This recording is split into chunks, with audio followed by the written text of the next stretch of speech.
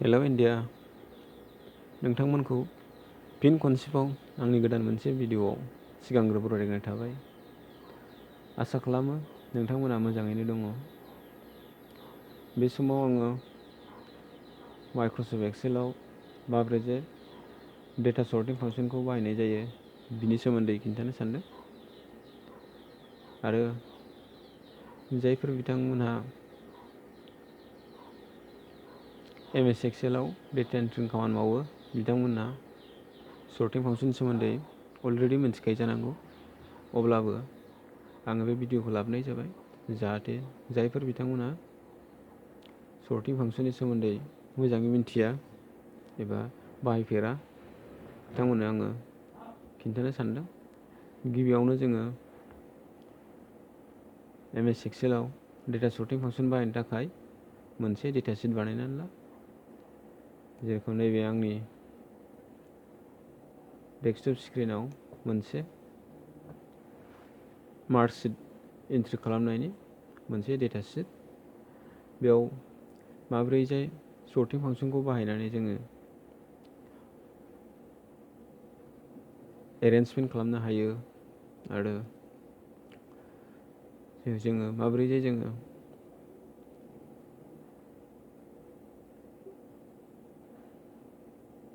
रल नाम्बारखौ एबा अबेबा नाम स्टुडेन्टनि नामखौ माब्रैजाय जोङो सर्टिं खालामनानै एनिफ्राय जेडसिम एबा जेडनिफ्राय एसिम माबोरै जों सारियाव लाबोनो हायो। बे फांसनखौनो जोङो सर्टिं फांसननि गेजेरजों खालामगोन। गिबियावनो आङो बिनि डेटा शीटनि पारसेन्टेजखौ नायोबा नुनो मोनगोन दि पारसेन्टेजआ साफ्रामनाबो आलदा आलदा। हमना लादो सोरना 41, 24, 52। दा बे बेलायाव सोरबा 95, 96, 90 मोननाय दं। बे बेलायाव माब्रैहाय जोङो बेखौ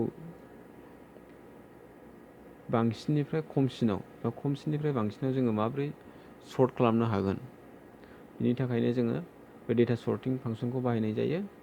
गिबियावनो जों सर्टिं फांसनखौ बाहायनो थाखाय हम टेबाव थांनानै बिनि उनाव सर्ट होनाय ए टु जेड बे फांसनाव थुना होनांगौ।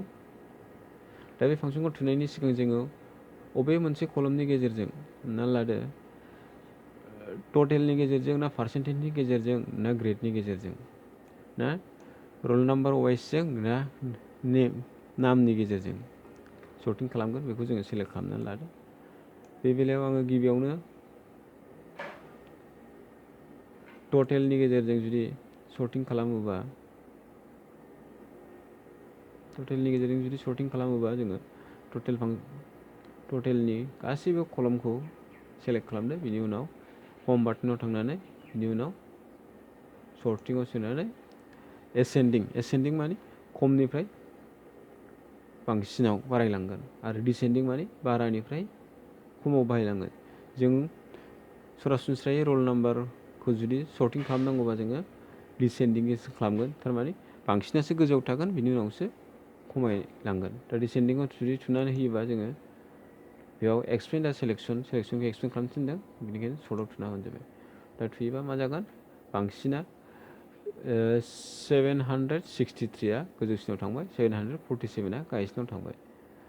बे सर्टिं फांसनखौ बाहायनायाव जाय र' एबा कलमा सेलेक्ट जादों बेल'दि सर्ट जागोन बे सर्टिं जागोन बे नङा। गासिबो बिनि नेम वाइस रल नाम्बार वाइस गासिबो सर्टिं जाजोबगोन। दा बे बेलायाव बेबायदि हमना लादो पारसेन्टेजनि गेजेरजों खालामोबाबो जों जुदि सेलेक्ट खालामखांनायनि उनाव हम बाटनाव थांनानै सर्टिंआव जुदि थुनानै एसेन्डिं टु डिसेन्डिं थुयोबा खमसिननिफ्राय बांसिनाव मा जागोन लारि साजायलांगोन। बे पारसेन्ट वाइसै इ सि सि बि बि बिदि दं। बे जाबाय खमसिननिफ्राय बांसिनाव थांनायनि थाखाय इया गोजौसिनाव थांदों। जुदि जोङो पारसेन्ट ग्रेडनि बेलायै जों जुदि बेखौ सर्टिं खालामोबा जोङो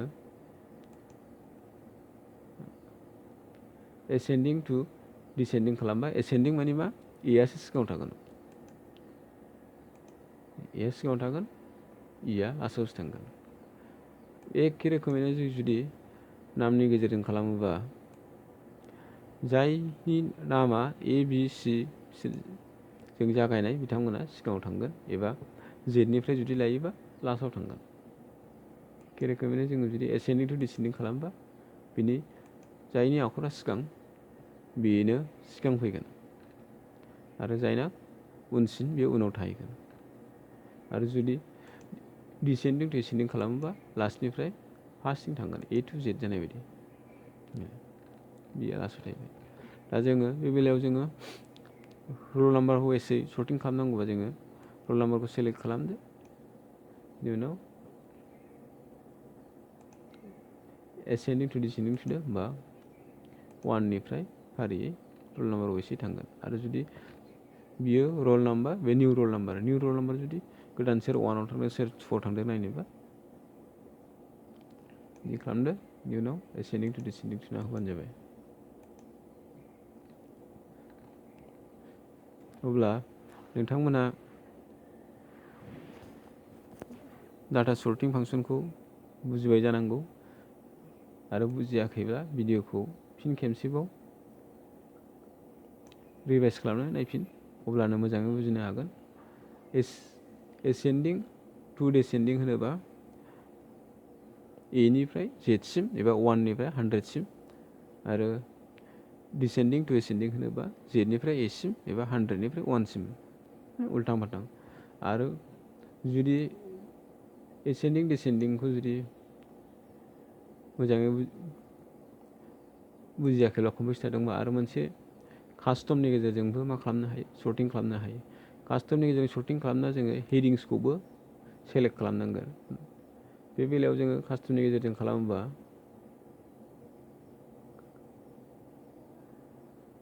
हेडिंसखौबो सेलेक्ट खालामनानै जोङो गासिखौबो सेलेक्ट खालामजोबदो, बिनि उनाव सर्टिंआव थांदो, बिनि उनाव कास्टम सर्टिंआव थुना होदो।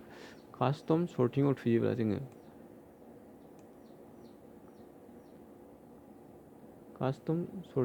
जोङो मा खालामनांगोन, बेयाव सर्टिं मानि गेजेरजों सर्टिं खालामगोन। जुदि नेमनि गेजेरजों सर्टिं खालामबा नेमखौ मा रोखोमै सर्टिं खालामगोन, नेमखौ जुदि लार्जेस्ट टु स्मलेस्ट खालामोबा ना स्मलेस्ट टु लार्जेस्ट खालामो बिनि थुदो, लार्जेस्ट टु स्मलेस्ट खालामबाय आं। आरो जुदि एड लेभेल खालामबावदो, एड लेभेल खालामनानै जुदि पार्सेन्टेजनि गेजेरजों खालामोबा पार्सेन्टेजखौबो लार्जेस्ट टु स्मलेस्ट नङाबा स्मलेस्ट टु लार्जेस्ट खालामदो। अब्ला नायदो नेमखौ लार्जेस्ट टु स्मलेस्ट खालामदों, लार्जेस्ट टु स्मलेस्ट खालामनाय लोगो लोगो लार्जेस्टआ सिगां थागोन ओमफ्राय स्मलेस्ट थागोन। आरो पार्सेन्टेजनि बेलायाव नायदो, पार्सेन्टेजनि बेलायाव लार्जेस्टआ सोरसो गोग्लैखो। आसा खालामो दिनैनि बे भिडिअखौ नायनानै नोंथांमोना मोजां मोनदों आरो डेटा सर्टिंनि सोमोन्दै मोजाङै बुजिनानै लाबाय जानांगौ। आरो नोंथांमोना जुदि आंनि भिडिअखौ नायनानै जुदि मोजां मोनदोंबा लाइक, शेयार आरो साबस्क्राइब खालाम। लोगोसे आंनि चेनेलाव जायफोर बिथांमोना गोदानै फैदों बिथांमोना आंनि चेनेलखौ साबस्क्राइब खालामनानै बेल आइकनाव थुना होबानो जाबाय। भिडिअखौ बे समावनो फोजोबनाय जाबाय। एसेनोसै, गोजोन्थों।